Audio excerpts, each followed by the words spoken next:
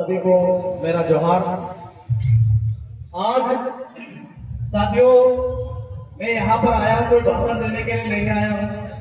जो हमारे बच्चे इस सिस्टम में, इस भ्रष्टाचार के अंदर दफन हो गए, जो शहीद हो गए, उनको मैं श्रद्धांजलि देने आया हूँ और उनकी लड़ाई का हिस्सा बनने के लिए आया हूँ। साथियों, आज इस मंच के माध्यम से, इस जाजम व्यवस्था के माध्यम से हमारे प्रतिनिधियों के समक्ष मैं अपनी बात रखना चाहता हूं, क्योंकि जिस स्कूल में हमारे बच्चे हैं उस स्कूल को बनाने के लिए हमने हमारा वोट दिया है। देखने भी हाथ खड़े करो। आज उस वोट की ताकत के माध्यम से मैं आपको कहना चाहता हूं कि जिस प्रकार हमारे बच्चों की हत्या हुई है, उसका जो जिम्मेदार नागरिक है वो हमारे उस क्षेत्र का सरपंच, पंच, विधायक, सांसद, एसडीएम, तहसीलदार और कलेक्टर है। हमारे क्षेत्र में अगर सरकार नहीं सुनती है तो उस सरकार को घेरने के लिए सिर्फ सरकार ही नहीं है, हमारे नेताओं की भी इतनी हमको आवश्यकता नहीं है। हमारे नेता, हमारे भाई हमारे साथ में हमेशा खड़े हैं, लेकिन उनको सबक सिखाने के लिए हमको एक बार राष्ट्रपति और राज्यपाल को भी घेरना पड़ेगा, तब जाके हमारे जो देश की सरकार है, जो मूंगी बहरी सरकार है, वो आयोग बनाती है हमारे लिए। क्या बोलती है? अनुसूचित जनजाति आयोग, अनुसूचित जाति आयोग, अन्य पिछड़ा वर्ग आयोग। सारा एक शब्द नहीं निकलते जब हमारे बच्चे मर जाते हैं। हमारे किसान भाई इतने सालों से आंदोलन कर रहे हैं, एक शब्द नहीं निकलते।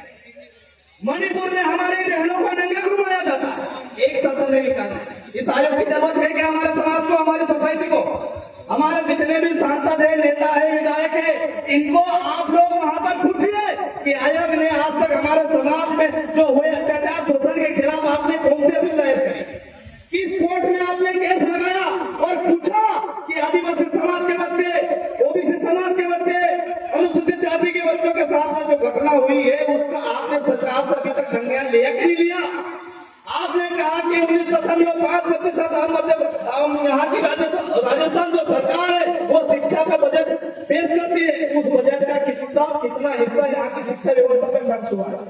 साथियों, 10% से ज्यादा यहाँ की जो सरकार है वो शिक्षा पे बजट खर्च नहीं कर पाती, पूरा पैसा लेते हो। ये आज हम पढ़े लिखे हैं, हम बोलते हैं कि शिक्षा वो शेरनी का दूध है, वो पिएगा वो दहाड़ेगा, लेकिन यहाँ क्यों हो रहा? उसी शेरनी के बच्चों को मार दिया, हत्या कर दी, उनको दफन कर दिया और लोगों की बकरी ले लो।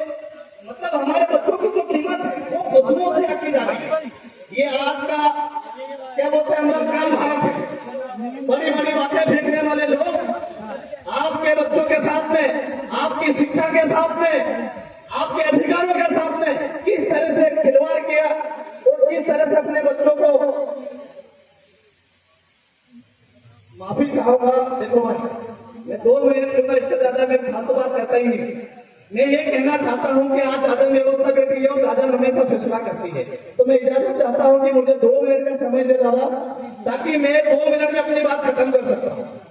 मैं ये चाहता हूं कि आज हम यहाँ पर सिर्फ एक संगठन के माध्यम से नहीं आए, मैं इन बच्चों का अभिभावक बन के आया हूँ, हमारे जो बच्चे शहीद हुए हैं, और मैं अपील करना चाहता हूँ इस जाजम व्यवस्था से कि अगर सरकार कुछ न करे तो हमें यहाँ के राष्ट्रपति और यहाँ के जो राज्यपाल है उनके खिलाफ आंदोलन फूंक देना है। और दूसरी चीज, यहाँ का जो उच्च न्यायालय है और हमारे जो देश की सुप्रीम कोर्ट है, यहाँ पर हमको एक अपील दायर करना चाहिए। मैं इतना कहना चाहता हूँ, तभी जाके हमारे बच्चों को न्याय मिल सकता है। पैसे मांगेंगे तो ये दे देंगे, 1 लाख नहीं, 1 करोड़ नहीं, 10 करोड़ दे देंगे, लेकिन न्याय नहीं दे सकते।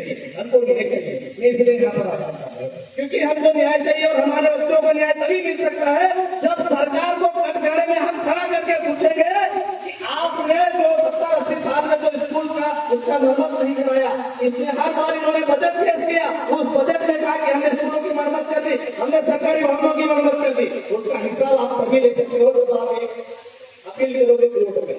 मैं इसी के साथ में मैंने वाणी को विराम दूंगा, क्योंकि मैं यहाँ पर भाषण देने आया नहीं हूँ, मैं इन बच्चों के लिए आया हूँ। बच्चों को मेरी यही श्रद्धांजलि रहेगी कि ये जाजम फैसला ले और हम यहाँ के जो राज्यपाल है उनको और यहाँ की जो हाईकोर्ट है वहाँ पर अपील दायर करें, तभी उनको सही हम न्याय दे सकते। क्योंकि हमारे जो विधायक के सांसद है वो तो वहाँ पर लड़ी रहे हैं, सरकार के समक्ष तो लड़ी रही है, ये जनता की आवाज और जनता की बेटी है। जोहार, जय हिंद।